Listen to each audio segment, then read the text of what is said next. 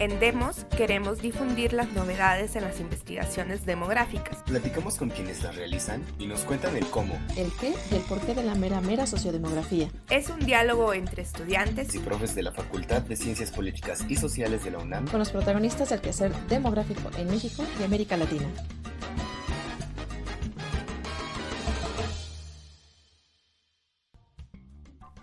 Todos hemos escuchado hablar de Big Data, o los grandes datos, en español. Nos referimos a grandes o complejos conjuntos de datos que no los procesamos de manera tradicional. Con la llegada de mejores procesadores en las computadoras, mejores sistemas de almacenamiento, telefonía celular, un uso más intensivo de aparatos electrónicos, el almacenamiento en la nube, el Internet de las Cosas y el desarrollo de las API, Application Programming Interface, o en español, Interfaz de Programación de Aplicaciones, tenemos cada vez más información y dejamos registro de nuestras actividades cotidianas casi sin darnos cuenta. Pero, ¿estos datos nos ayudan a estudiar a la población? Por otro lado, la realidad poblacional cada vez es más compleja. Los múltiples flujos y la creación de circuitos migratorios, nuevos destinos, nuevos orígenes, nos obligan a tener nuevas formas de acercarnos a la realidad, lo que implica que la demografía debe moverse a fuentes menos tradicionales de recolección de datos, como la combinación de elementos etnográficos con las encuestas. Pero, ¿cómo usarlos? En este episodio, Ana Escoto, profesora de la Facultad de Ciencias Políticas y Sociales de la UNAM y responsable del proyecto Demos, junto con Cian Yapuga, estudiante de Sociología de la misma institución, conversan con nuestra invitada, la demógrafa Victoria Prieto. Ella es docente del Programa de Población, PP, en la Universidad de la República de Uruguay, quien es responsable del proyecto Using Internet-Based Data to Quantify and Sample International Migrants, Application to Examine Recent Immigration to Uruguay, programa ENI Sociedad Max Planck 2019-2024. Hola Victoria, qué gusto tenerte en este episodio sobre nuevas fuentes de información demográfica. Para mí es súper alegre tenerte aquí en este diálogo binacional México-Uruguay. Vamos a empezar un poquito sabiendo tus temas con el estudio de la migración. Por ahí se nos dice que es la cenicienta la demografía porque no tiene como sus fuentes administrativas. Entonces, contanos un poquito cuáles son los retos que has tenido para medir la migración. Bien, bueno, muchas gracias antes que nada por la invitación. Para mí es un gusto estar acá, compartir este espacio. Bien, bueno, los retos principales que tiene la medición de la migración tienen que ver con la propia naturaleza de este fenómeno demográfico, ¿no? A diferencia de la mortalidad y de la fecundidad, que son más constatables, más fáciles de aprender, la migración es más esquiva, es más difícil. Por definición es un movimiento y la naturaleza móvil del objeto de estudio, digamos, es lo que nos hace, bueno, tener este desafío permanente de medición. En primer lugar, ocurre que para hablar de migración hablamos de dos dimensiones, ¿no? Una es el tiempo, cuánto dura el periodo en el que una persona experimenta ese movimiento o está fuera del lugar donde estaba inicialmente. Y la otra es el cruce de un límite administrativo. El segundo elemento es fácil, ¿no? Muchas veces los límites administrativos están trazados de manera relativamente claras. Es cierto que cuando hablamos de movimientos transfronterizos, esos límites se desdibujan un poco. Hay fronteras donde los límites son claros y fronteras donde no tanto. Pero en general eso es algo más sencillo que la dimensión temporal, para cuánto dura un movimiento y si verdaderamente las personas están cambiando lo que llaman su espacio de vida, es algo un poco más subjetivo. Y sobre eso coexisten distintas definiciones. Y nos pasa que a veces en distintos registros administrativos, en distintas encuestas, en distintas fuentes de información, se toma el movimiento de maneras diferentes. Entonces, construir algo comparable sobre los movimientos es complejo y depende del tipo de preguntas que se le hicieron a las personas para dar cuenta de esa dimensión temporal del movimiento. Por lo general hablamos, hay como cierto consenso o algunas recomendaciones de Naciones Unidas de hablar de un periodo como de 6 meses, pero varía mucho de vuelta según quién esté preguntándolo. Entonces eso cuando algo es difícil de definir, obviamente es difícil de medir y obviamente es difícil de registrar y de captar, y creo que esa es la mayor dificultad que tiene estudiar siempre este fenómeno. No, y es sumamente importante porque creo que últimamente es lo que más estudiamos los demógrafos, justamente por los grandes movimientos que hemos tenido en los últimos años, que cada vez hay más volúmenes de espacios migratorios. Entonces, pero bueno, ¿cómo llegaste a los a los grandes datos? ¿Cómo llegaste a los grandes datos? O sea, ¿cómo pudiste dilucidar que por ahí podías empezar a estudiar la migración? Bien, en general hace como 10, 15 años que la demografía ha hecho un acercamiento a la ciencia de datos, al Big Data. Y es cierto que fue justamente la migración, los estudiosos de la migración, los que más se acercaron a esto, los que hicieron las primeras exploraciones, los primeros que han estudiado sus límites, sus desafíos, sus sesgos. Y lo hicieron por una razón muy sencilla, básicamente porque no contaban con tan buenos datos demográficos como los estudiosos de los otros comportamientos demográficos, ¿no? Para alguien que estudia mortalidad, contar con estadísticas vitales de funciones es algo, es el pan de cada día, digamos. Hay mucha confianza sobre ellas, pueden haber variaciones acerca de con cuánta calidad y con cuánta continuidad se relevan algunas variables, por ejemplo, socioeconómicas de los difuntos o las causas de funciones, pero en general casi todos los países tienen un registro de funciones. Y la muerte es algo aprehensible, preciso, claro, ¿no? Alguien deja de respirar y es bastante fácil de determinar.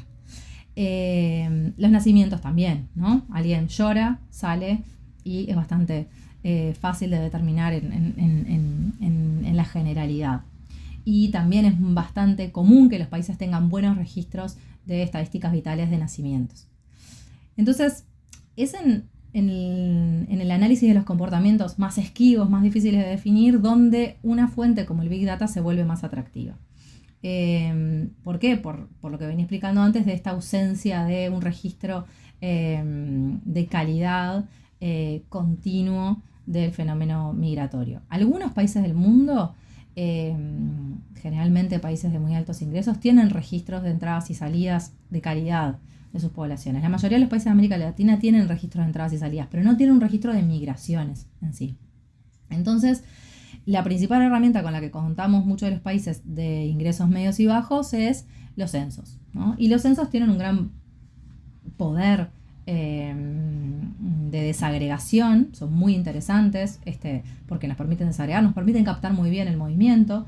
Sin embargo, lo que el problema, digamos, o el desafío que representan es su temporalidad. Son muy espaciados en el tiempo y los movimientos ocurren permanentemente. Entonces, la necesidad de tener mediciones en tiempo real es la que nos llevó a muchos de los que estamos estudiando migraciones a mirar con cierto cariño, si se quiere, a los grandes datos. Los grandes datos nos ofrecen esa posibilidad, la oportunidad de tener algún proxy de magnitud, algún proxy de direccionalidad de los movimientos, algún proxy de las características sociodemográficas de los y las que se mueven en tiempo real. Y también tienen otro elemento que comparten un poco con los censos, que es la posibilidad de la granularidad, ¿no? Podemos mirar cosas a muy pequeña escala y podemos trabajar libres de las restricciones que suponen para nosotros las muestras. Porque, a ver, uno puede decir, en verdad migraciones tenés datos más o menos continuos. Podrían ser las encuestas de hogares, las encuestas de fuerza de trabajo, donde siempre hay alguna presencia de poblaciones migrantes y tenés una pequeña muestra anual, si se quiere, para la mayoría de países, sobre cómo les está yendo a las poblaciones migrantes, y podés de ahí hacer algunas inferencias e incluso llegar a estimar la magnitud. Pero, claro, cuando hablamos de muestras hablamos de restricciones de tamaño. Si la migración es un fenómeno poco común, más allá de lo que se cree, ¿no? Más allá de esta idea de que la prensa nos da de que son hordas de personas en movimiento, las personas que se mueven en el mundo no son más que el 10% de la población. Entonces, cuando yo hablo de un fenómeno que afecta al 10% o a 1 de cada 10 y miro una muestra, voy a tener muy pocos casos. ¿Qué tienen a favor los censos y los registros administrativos o el Big Data, bueno, la granularidad, la posibilidad de tener muchos casos, ¿sí? Que eso nos permite hacer mejores inferencias o inferencias más robustas. Si a eso le sumo el tiempo real, y ya no el tiempo real de un registro administrativo, que es al cierre del año, el 31 de diciembre o el 30 de junio, sino el día a día, bueno, se vuelve sumamente interesante. Así que mi acercamiento fue ese y fue un poco el ir con la corriente de las migraciones y de los estudiosos de las migraciones que empezamos a mirar esto con interés. Vaya, pues, o sea, creo que justo ya acabas de contestar como la pregunta que sigue, o sea, nos diste como todas estas como ventajas que tiene como utilizar estas nuevas fuentes, pero ¿cuál sería como las limitaciones, o sea, como lo contrario, o sea, que de usar como la Big Data? Bien, bueno, las limitaciones son muchísimas y lo más importante es conocerlas, ¿no? El primer paso para acercarse a esto, y de hecho la disciplina ha pasado bastante tiempo dedicada fundamentalmente a esto, a la medición de sus sesgos. Son múltiples. Primero, hay un sesgo de accesibilidad. No todo el mundo tiene acceso a Internet, por ejemplo, que es un tipo en particular de Big Data, ¿no? Que es el tipo de data que usamos nosotros. Nosotros en particular, en el proyecto en el que yo trabajo, trabajamos con Web Social Media Data, o sea, en concreto con datos de Meta. Entonces eso supone un primer filtro que es personas que tienen acceso a Internet, y segundo filtro, personas que tienen acceso a estas redes en particular, ¿sí? A los productos del universo Meta. Entonces ahí hay una parte de la población grande que queda fuera. Conocer quiénes son los que quedan afuera, qué porcentaje de la población total de interés son, cómo esos sesgos se distribuyen por sexo, por edades, por país de origen, es parte de nuestro trabajo. Y en eso realmente es en lo que pasamos la mayoría del tiempo, ¿no? Conociendo esos sesgos para tener después unos estimadores o unos correctores desagregados por estas características de sexo, de edad y de orígenes nacionales que nos permitan, tener en cuenta cuán sobreestimados o cuán subestimados para cada uno de estos subgrupos están nuestras estimaciones. El otro límite, pero creo que seguramente nos lleve como a algo que podía venir más adelante en la conversación, pero es ético, ¿no? A veces, claro, la granularidad es muy tentadora, pero bueno, no podemos trabajar con secciones de territorio y de subgrupos poblacionales muy pequeños, ¿no? Porque estamos muy cerca de revelar características que de pronto no corresponde que revelemos acerca de una población, ¿no? Yo no puedo trabajar con menos de 100 casos o con menos de 20 casos. Cuando hablo de un territorio en concreto, de un grupo de sexo, de un grupo étnico-racial, de un grupo de origen en particular. Y este tipo de datos te da la posibilidad de hacer eso. Entonces ahí hay un cuestionamiento ético de los propios investigadores de decir hasta dónde sí y hasta dónde no avanzamos con esto. Y en este sentido, ¿solo estas limitantes afectarían a la migración o cómo ves el uso de estos grandes datos para otros fenómenos demográficos o para la mezcla de los mismos fenómenos demográficos? ¿O es algo que porque la migración es tan pequeña en su volumen que justamente esto le afecta más a la migración, o es para cualquier estudio demográfico que use los grandes datos? Yo creo que es para cualquier fenómeno demográfico que tenga una distribución reducida o que tenga una presencia reducida. En general, cuando hablo de minorías poblacionales me puede pasar esto también, ¿no? Si yo hablo de grupos étnico-raciales minoritarios, si hablo de configuraciones o intersecciones de distintos atributos sociodemográficos y termino hablando de un grupo minoritario, eso está presente. Este segundo desafío, ¿no? El ético. El de los sesgos, ese es común a todo. Es un desafío, digamos, que para el estudio en general del comportamiento demográfico utilizando estas fuentes está presente. Los aprendizajes de los estudios migratorios acerca de los sesgos presentes en el Big Data son comunes a toda la demografía y han venido a informar mucho a otros estudios demográficos que hacen aprovechamiento de estos datos. Por ejemplo, el Big Data es interesante o es útil para los estudios de nupcialidad en el sentido amplio. ¿Qué pasa? Para el estudio de la nupcialidad, los registros administrativos, contrario a la tendencia que ha pasado con migraciones, que es que han ido mejorando en el tiempo, para el estudio de las migraciones, para el estudio de la nupcialidad, no es que se han empeorado, pero es que se han vuelto obsoletos, porque mucho de lo que ocurre en la formación y disolución de familias no pasa por registros administrativos, no es declarado civilmente por las personas.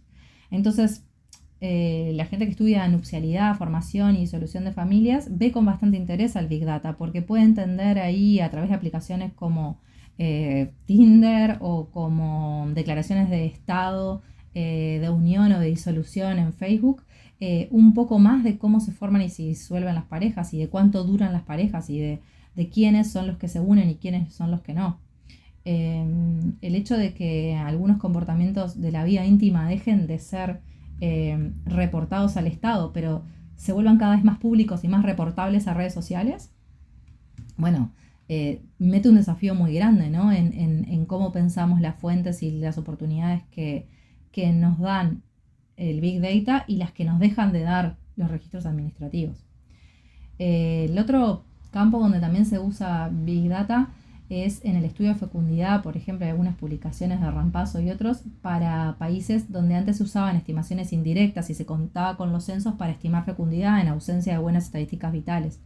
El Big Data también es una oportunidad para eso, ¿no? En tiempo real, sin tener que esperar a los censos, tener también proxies de fecundidad, porque las personas reportan casi todo lo que les sucede, ¿no? En las redes. E incluso lo que no reportan en las redes, bueno, las redes lo infieren y lo usan como atributos de información, por supuesto con fines comerciales, que es en última instancia lo que les interesa a las redes, monetizar esto. Pero bueno, esta información que ellas monetizan es también en buena parte información demográfica que a los demógrafos nos ha interesado siempre. O sea que podemos empezar a inferir de si bajó Tinder, se viene una disolución. Si empiezo a buscar qué pasa porque no me ha bajado, se viene un nacimiento. Todo eso queda ahí registrado, ¿no? Bueno, hay estudios de fecundidad que usan las apps de control de ciclo menstrual.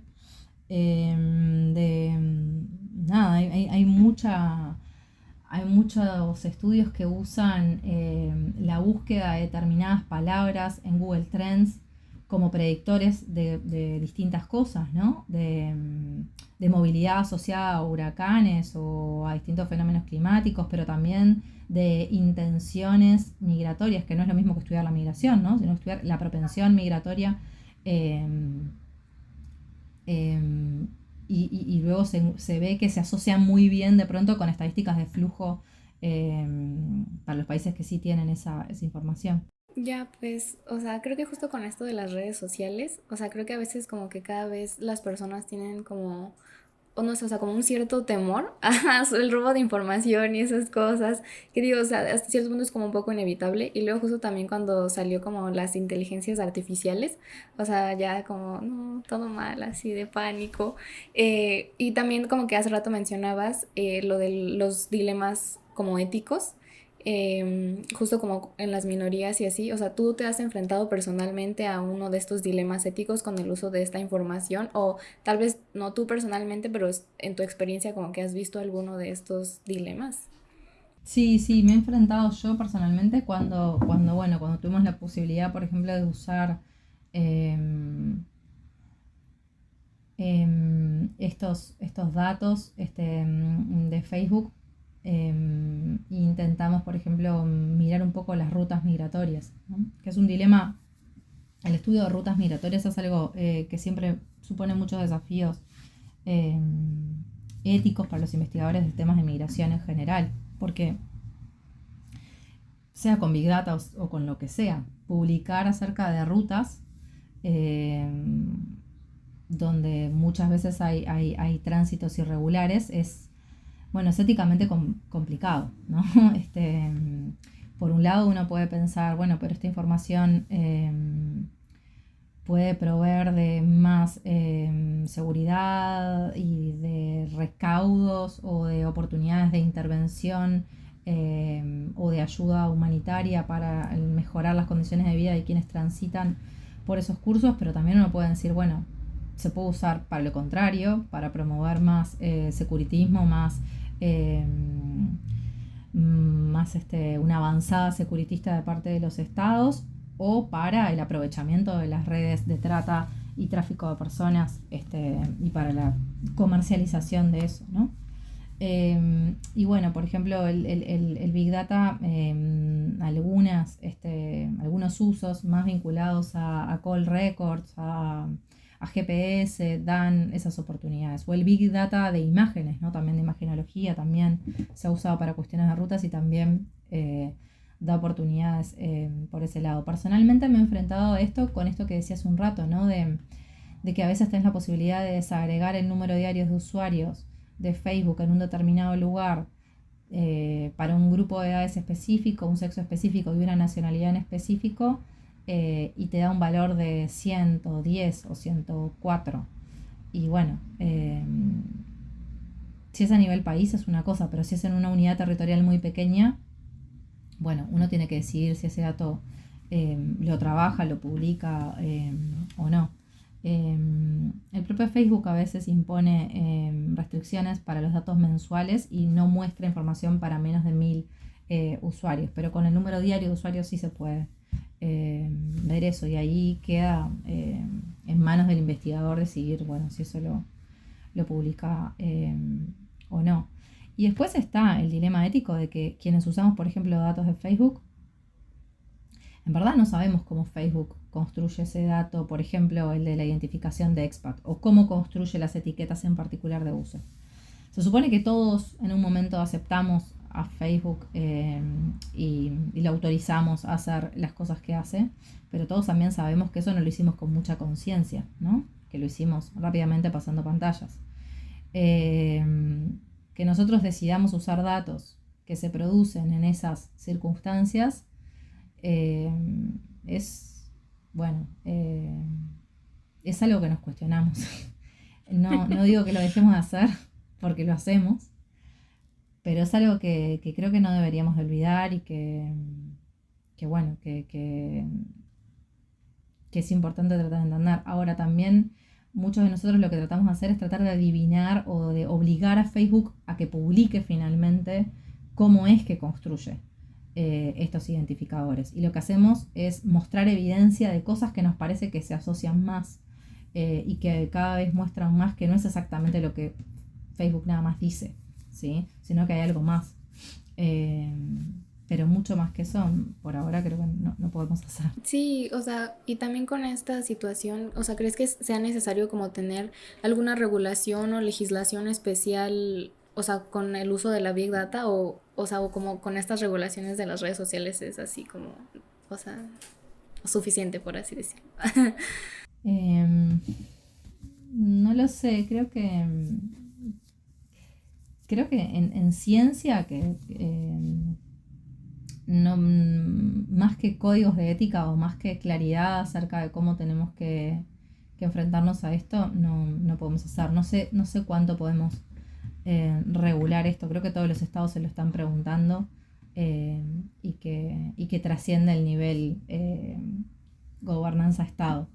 Pero por lo menos desde el campo de la comunidad científica, creo que lo que podemos hacer es informarnos, tener conciencia, y que estamos recién descubriendo y entendiendo esto, ¿no? Yo ahora veía cómo las recomendaciones de algunas universidades para cómo los profesores vamos a lidiar este nuevo semestre con el uso de inteligencia artificial, y la verdad es que nos toma a todos muy desnudos en general, ¿no? Como no preparados, tratando recién de entender, y con el uso del Big Data ya llevamos un poco más de tiempo. Pero bueno, creo creo que seguimos en ese proceso. De todas maneras, la academia creo que hace permanentemente reflexiones y publica artículos sobre recomendaciones en este sentido. Bien, este, Victoria no solamente trabaja los grandes datos, sino también utilizas muchas otras fuentes de información poco ortodoxas, le digo yo. Entonces, nos vamos a mover ahorita a que nos cuentes de tus otros proyectos. Entonces, vamos a empezar con la etnoencuesta. ¿Qué es una etnoencuesta? La etnoencuesta es la fusión entre etnografías y encuestas, ¿no? Jorge Durán siempre lo explica con mucha claridad, es uno de los integrantes, fundador del proyecto Latin American Migration Project and Mexican Migration Project, y que fue un proyecto en el que se desarrolló plenamente esta herramienta de la mano de Douglas Massey y de Jorge Durán. Y en ese proyecto es donde se aprovecharon las ventajas, creo yo, de la principal herramienta del campo antropológico, que es la etnografía, y la principal herramienta del campo sociológico, una de las principales, que es la encuesta. Es una fusión entre ambas que resulta, por ejemplo, en un tipo de cuestionario que no tiene preguntas cerradas, sino que trabaja con cuadros donde uno hace preguntas sí semiestructuradas, como en una encuesta o en una entrevista, y hace codificaciones a posteriori. Muchas veces recoge expresiones textuales y luego a posteriori se hacen codificaciones. También hay momentos en que hay códigos de respuesta predefinidos por los investigadores. Lo otro, un poco etnográfico, que tiene es que en verdad ese cuestionario uno lo puede empezar por donde quiera, puede empezarlo por el final, aprovechando que, por ejemplo, la persona, justo está trabajando en el momento que llegas a hacer la entrevista y surge de manera más orgánica conversar del trabajo, ¿no? Que es un cuadro o un módulo específico de la encuesta, y entonces arrancas por allí y después vas a las otras partes de la encuesta, de la encuesta, cosa que no ocurriría naturalmente en una encuesta. En una encuesta uno empieza desde el principio, la pregunta 1, y termina en la última.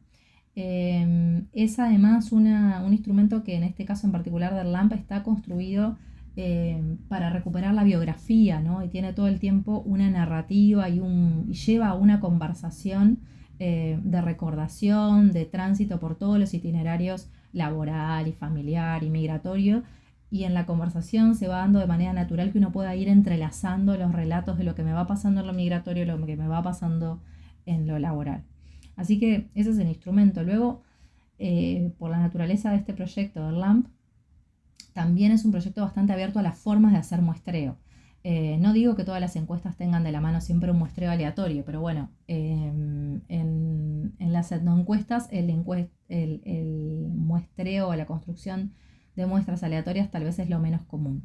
Y este proyecto está muy abierto a pensar muestras que sean funcionales al objetivo de dar con las poblaciones en particular que nos interesa trabajar, que son poblaciones migrantes y que son por definición poblaciones de difícil acceso, hard to reach populations, o a veces también llamadas poblaciones ocultas, poblaciones para las que casi nunca hay un marco muestral que te permite hacer una muestra estratificada o aleatoria, poblaciones que están dispersas y que hay que salir a buscarlas y que muchas veces no quieren ser encontradas. Entonces eso supone por definición que haya que tomar criterios más antropológicos o de la sociología cualitativa para definir teóricamente el punto de muestreo, teóricamente el territorio en el que voy a buscar a la población, o la comunidad o colectivo más en abstracto y disperso y desanclado del territorio al que me voy a acercar.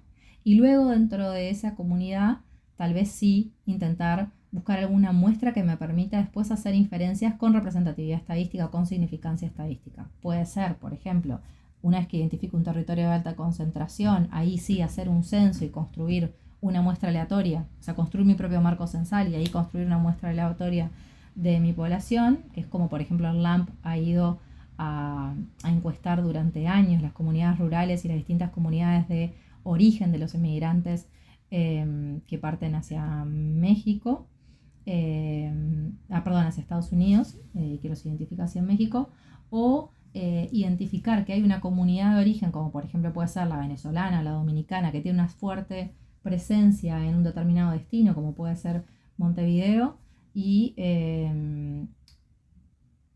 buscar formas de reclutarlos, controlando después, por ejemplo, los sesgos de popularidad que puede tener ese reclutamiento por bola de nieve. Y contando en ambos casos con la posibilidad de tener ponderadores o pesos que me permitan poder hacer inferencias, ¿sí?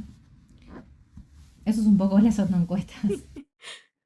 No, se oyen súper complicadas, pero súper interesantes, sin duda. Creo que lo más complicado que tienen las encuestas es el tiempo que lleva este proceso de codificación, ¿no? Del que yo hablé al principio. El respetar esto de tener un instrumento que es abierto supone que el tiempo de trabajo posterior a la captura, a la digitalización de los datos, bueno, es tanto más largo que el campo, ¿no? O sea, dura tanto como el mismo campo o incluso más, ¿no? Hay mucho tiempo que uno debe dedicarle a pensar los códigos, a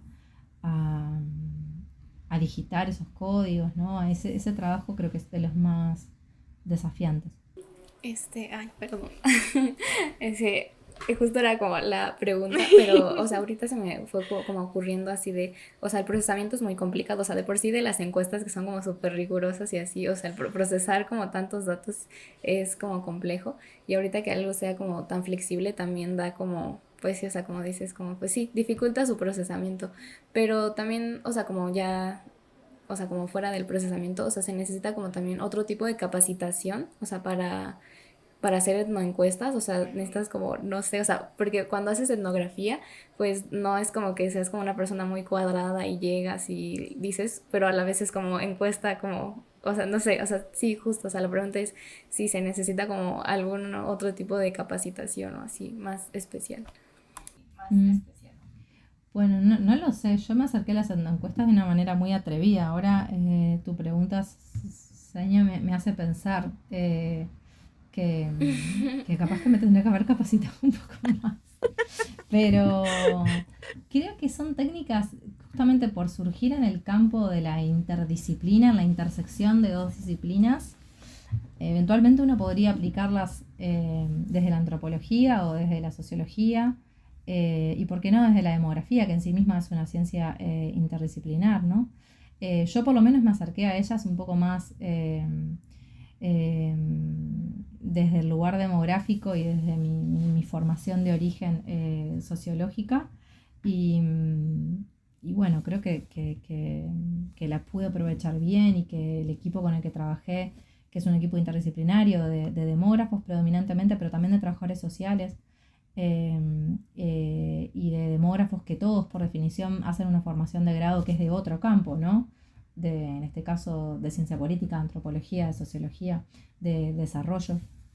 Bueno, cuando fuimos a la práctica, a la praxis de la encuesta, no tuvimos dificultades, creo que por ese lado. Tuvimos las dificultades propias de hacer un campo con poblaciones ocultas o con poblaciones de difícil acceso, con poblaciones que la verdad en muchos casos, no, algunas de ellas tienen mucha desconfianza sobre las operaciones estadísticas o incluso sobre las encuestas o las entrevistas en general, ¿sí?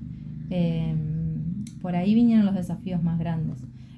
Algunas comunidades, como la venezolana, tenían mucha avidez por contestar. En general, esto nos pasó en Montevideo, pero también en otros países que aplicamos las encuestas recientemente, como en Chile, en Costa Rica o en Colombia. Sin embargo, comunidades como la haitiana, la dominicana o la cubana, o incluso la nicaragüense, son poblaciones más vulnerables por lo general, por sus situaciones documentales, más precarias en los países de acogida, y consecuentemente por sus inserciones laborales más precarias, pero además en algunos casos hay incluso algunas cuestiones más culturales, te diría, de resistencia a la respuesta. Por un lado, algunas cuestiones de género, de organizaciones más patriarcales, donde las mujeres no pueden contestar por el hogar y es mejor que conteste el varón. Entonces eso enlentece mucho las cadenas de referencia, porque si te referencian a una mujer para que participe, bueno, primero tiene que estar la autorización de su pareja para participar. Y por otro lado, cuestiones culturales que tienen que ver con, bueno, con la cultura de encuestas.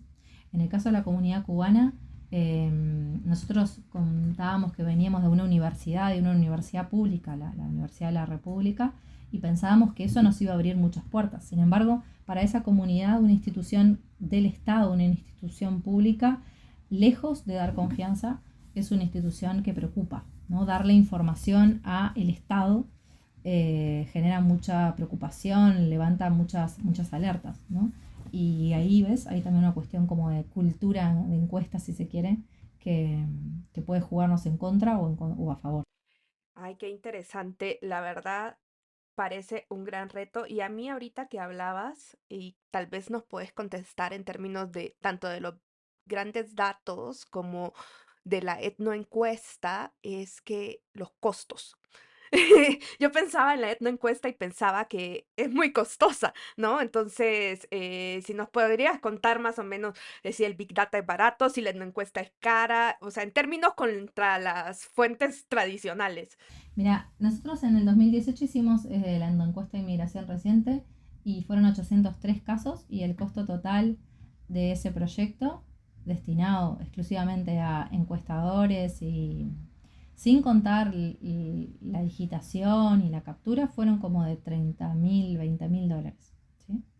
Si yo comparo en el 2020 usando Facebook como estrategia de contacto, posteando allí anuncios dirigidos a personas etiquetadas por Facebook como expats anteriormente viviendo en determinados países, lo hicimos para las mismas comunidades que hicimos la encuesta, y ahí llegamos a hacer casi 2.000 encuestas. La encuesta nos costó, dije, 30.000 y la hicimos en 8 meses, el levantamiento de campo, casi 9 meses. Los 2.000 casos que pudimos recoger en encuestas autoadministradas, en las que a través de estos anuncios que invitábamos a la gente a completar la encuesta, no dentro de Facebook, sino afuera de Facebook, dentro de un servidor seguro y evitando que los datos se los quedara Facebook, nos costó en anuncios unos 2.800 dólares, ¿sí? Casi el 10% de lo que nos costó la otra, pero llegamos a 2.000 casos y no 803. Muy tentador, ¿no? Ahora, ¿qué pasa? De los 2.000 y pico de casos que hicimos, nosotros en la encuesta hacíamos 4 comunidades: Venezuela, Cuba, Dominicana y Perú. En la encuesta, dedicando 9 meses de nuestra vida exclusivamente a captar encuestas, logramos hacer unas 120 por lo menos de cada una de las 4 comunidades.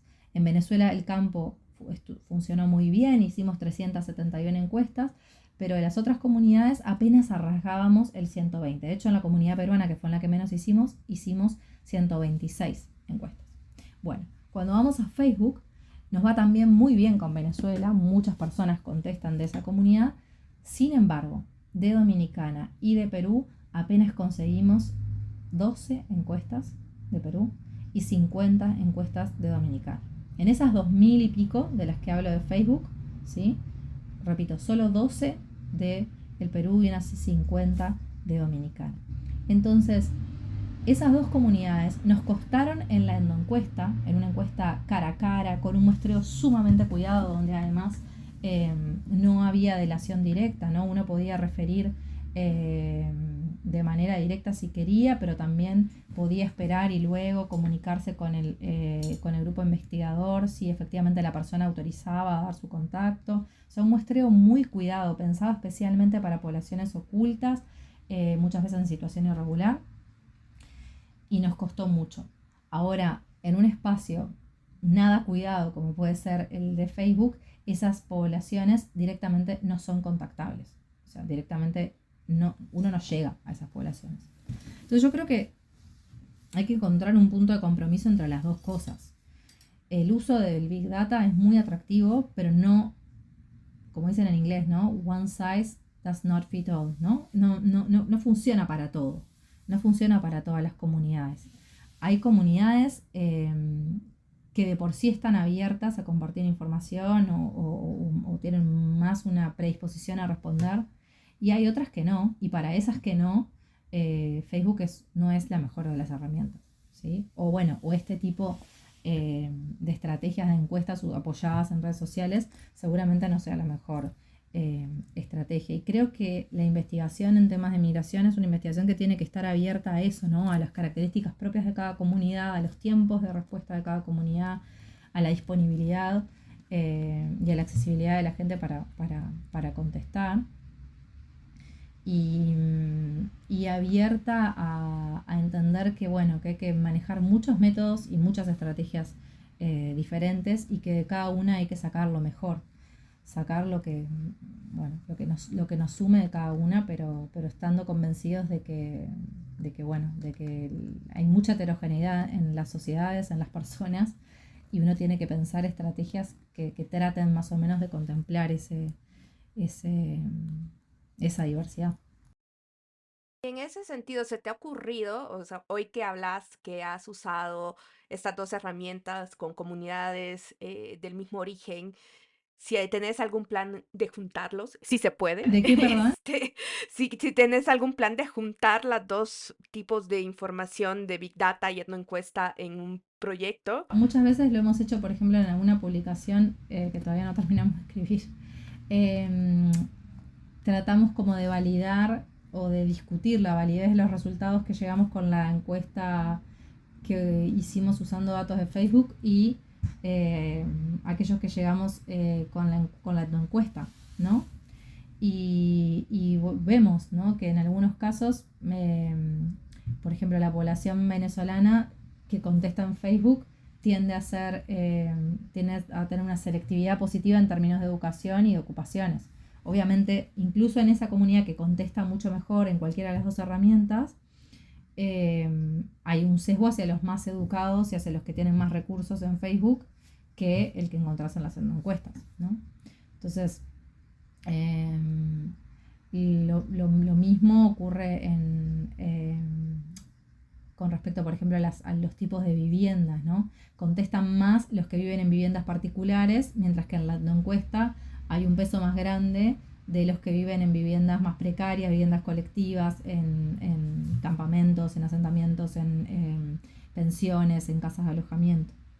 No es que tengamos un proyecto particular de juntar, sino que en general el trabajo con Big Data siempre está contrastando los datos que vienen de redes sociales web con otras fuentes, porque todavía la confianza que tiene la comunidad en ese tipo de fuentes no es tal. Estamos en una edad, si se quiere, de la disciplina que todavía está permanentemente publicando cosas acerca de la validez, los límites, los sesgos. Y para eso estás todo el tiempo contrastándola con otras fuentes más tradicionales, si se quiere. Ahora el proyecto que tenemos en curso es un proyecto que va a comparar los datos de Facebook con los datos de los censos. Entonces, al tiempo que se iban haciendo los censos en Argentina, en Uruguay, en Brasil y en Paraguay, estuvimos haciendo extractos de Facebook para comparar los resultados entre los stocks de usuarios etiquetados con algunos atributos que son análogos a los que se preguntan en el cuestionario censal en todos estos países. Y ahí, bueno, queremos ver eso, ¿no? En qué medida, bueno, Facebook se parece o no a lo que nos diga el censo, y sobre todo cuánta representatividad subnacional tiene eso, porque capaz que hay muchos resultados acerca de la validez de Facebook a nivel nacional, mirando países, pero no sabemos nada qué pasa cuando empezás a mirar como desagregado. Obviamente la penetración de Facebook y de Internet no es la misma en un mismo territorio nacional, entonces la validez de Facebook seguramente en áreas rurales o en áreas urbanas no va a ser la misma, ¿no? No va a ser la misma la semejanza o correlación que haya entre Facebook y censo en unos territorios, en otros, o en unos subgrupos poblacionales en otros. Entonces por ahí están ahí como nuestros nuevos esfuerzos. Pero, o sea, justamente con esto que decías de cómo contrastar los datos y así, O sea, son como nuevas preguntas que te has hecho dentro de la investigación a partir de que conoces estas nuevas fuentes o de que utilizas estas nuevas fuentes, o sea, a nivel personal, como que o sea, como que te ha impactado en tu manera de hacer investigación o en tus temas, o sea, el utilizar estas nuevas fuentes. Sí, sí, me ha impactado porque me ha llenado de dudas, de todo. Eh, hay algo que he escuchado alguna vez que me gusta mucho, que lo dice mucho Emilio Sagani, que es alguien que trabaja mucho con Big Data y que sus esfuerzos fundamentalmente van en analizar los sesgos y la validez. Eh, y después de mucho trabajar con Big Data y hacer intentos como de validar y ver en qué medida se acerca o no a unos estándares de oro, lo que me he dado cuenta es que en verdad no hay ningún estándar de oro, ¿no? Y él lo que dice es, en verdad, siempre que trabajamos con datos, lo que hacemos es intentar acercarnos a la realidad. Es como cuando uno entra a una feria de espejos, a una kermés de espejos, y hay espejos que nos hacen flacos y otros que nos hacen gordos y hay otros que nos hacen más alargados, ¿no? Y lo que miro son reflejos deformados de una realidad, que en este caso mirando los espejos es uno, y al final con la realidad un poco nos pasa eso, ¿no? El dato que me da el registro administrativo también tiene límites. ¿De verdad ese es un estándar de oro? El dato que me da el censo también tiene límites. ¿Ese es un estándar de oro? Porque, digo, cuando estamos buscando validarlo, el Big Data, estamos siempre buscando, bueno, ¿cuál es el golden standard contra el que voy a comparar? Pero es que ninguno es golden al final, ¿no? Y a mí eso me ha pasado en el último tiempo. Me pasó tratando de comparar los datos del Big Data, de Facebook en concreto, contra estimaciones de Naciones Unidas, que en mi vida de demógrafa yo daba por buenísimas. Y, y bueno, me di cuenta que esas estimaciones también sabía que tenían un montón de supuestos, ¿no? Pero bueno, descubrí otros que, que me fueron sorprendiendo y que me fueron como llenando de incertidumbre acerca de la validez de los datos. Y entonces sí creo que estos últimos años a mí me llevaron a relativizar mucho más algo que, por ejemplo, nos pasa mucho a los demógrafos, que es esta máxima de que el censo es algo prácticamente sagrado, ¿no? Y es como la mejor fuente. Y creo que en un curso de demografía, y entiendo que esta serie es parte de eso, seguramente cuando hablen de fuentes lo van a ver así, o Ana se lo debe haber mencionado, presentado de esa manera. Y hace poco en un programa de televisión me hicieron una entrevista y me preguntaron por algo que estuviera sobrevalorado y yo, fue más bien el periodista que me obligó a decir esto, pero al final me abracé la idea de que sí, de que el censo está un poco sobrevalorado en demografía. Eh, Porque sobre todo para los migrólogos y para los estudiosos de la migración, uno no puede esperar 10 años para tener las respuestas a algo que ocurre todo el tiempo. En 10 años la migración en América Latina se dio vuelta. O sea, se movieron 7 millones de personas desde un lugar que hace 10 años era el segundo destino más importante de la inmigración en toda la región, que era Venezuela. Se convirtió en 10 años en el mayor emisor y pasó a tener un saldo migratorio tan bajo que es el mínimo histórico de la historia de toda América Latina. Eso pasó en 10 años. En 10 años, países orígenes que nunca habían llegado al Cono Sur empezaron a llegar y se convirtieron en el principal origen. Cuba en Uruguay, en algunos años. Las solicitudes de refugio se dispararon en la región y ya no solo por Venezuela. El crecimiento de la movilidad forzada ha sido enorme. Entonces, creo que sobre todo esta década nos mostró que los cambios ocurren muy rápido y que cada vez más 10 años es mucho tiempo y que uno necesita pensar en fuentes de información alternativas al censo, por lo menos para aprender o entender este fenómeno. Obviamente el censo nos permite tener una mirada con datos de calidad, porque tiene unas garantías de calidad que no tienen muchas otras operaciones estadísticas, y para la mirada a largo plazo, tener fotos de las poblaciones cada 10 años de todo un siglo, bueno, es muy importante. Pero hay parches alternativos u otras fuentes que necesitamos explorar. Y lo otro que me parece es que aprendí en el último tiempo es que los registros administrativos en la región tienen mucho para dar y que hay que aprovechar que, por ejemplo, se han aprobado muchas leyes de transparencia e información pública en los países de la región que obligan a los estados a publicar más información de registros, ¿no? Y que la información de registros administrativos que nos puede servir a los demógrafos no es solo la de las estadísticas vitales o la de las entradas y salidas y las residencias. Hay información de variables sintomáticas de la población cuando uno mira, por ejemplo, las matrículas escolares, cuando uno mira el número de personas que se conectan a la electricidad, a los contadores de luz, o el número de personas que se conectan según las redes de telefonía. No sé, hay mucha información ahí también que podemos aprovechar y animarse a explorar. Bueno, muchísimas gracias, Victoria. Hemos aprendido un montón hoy. Nos dejas con más preguntas. Así como vos tenés siempre más preguntas usando estas nuevas fuentes, creo que las nuevas generaciones tienen que ir viendo estas nuevas fuentes porque sin duda recuerdo que hay un texto de Vieira Pinto muy viejito de los años 70 que siempre habla de que el gran reto de la demografía es justamente que estudia un objeto que está en movimiento. Entonces, tratar de tomarle una foto sin perder la dinámica es una cosa que es el reto para todos los que hacemos demografía, ¿no? Entonces, vamos a seguir con tu trabajo, ¿no? Lo vamos a seguir en la mira, ¿no? Y bueno, les invitamos a los que nos escuchan a revisar el sitio del Observatorio de Movilidad, Infancia y Familia de la Universidad de la República de Uruguay. Les vamos a dejar la liga en la descripción. Y también a la página del proyecto sobre migración latinoamericana LAMP, que es el que nos ha estado mencionando Victoria, donde pues se puede consultar justamente esta etnoencuesta de la que hemos estado hablando, que es sobre la inmigración reciente en contextos de acogida latinoamericanos, justamente en Chile, Colombia, Costa Rica y Uruguay. Y bueno, también pueden seguir en esa plataforma que hoy se llama X, que antes se llamaba Twitter, a Victoria en el @VicPrieto10 y justamente al programa de población de la República de Uruguay en @ppoblación_u. No, digo, ¿cómo pronuncio la Y? Lo voy a como uruguaya, entonces, justamente, uy, ¿no? Y entonces, gracias por sintonizarnos, les esperamos el próximo capítulo y no olviden a suscribirse al podcast y a revisar nuestro sitio web, que también lo vamos a dejar por ahí, para consultar más recursos para la sociodemografía.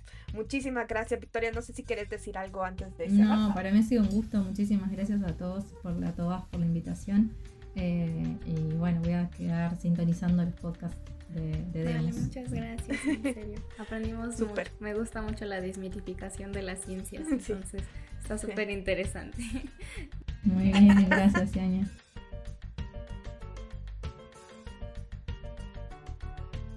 Demos es un podcast producido por el proyecto PE 303423, Recursos Didácticos para la Enseñanza de la Sociodemografía, que forma parte del Programa de Apoyo a Proyectos para Innovar y Mejorar la Educación, PAPIME, de la Dirección General de Asuntos de Personal Académico, de GAPA, en la Universidad Nacional Autónoma de México, UNAM.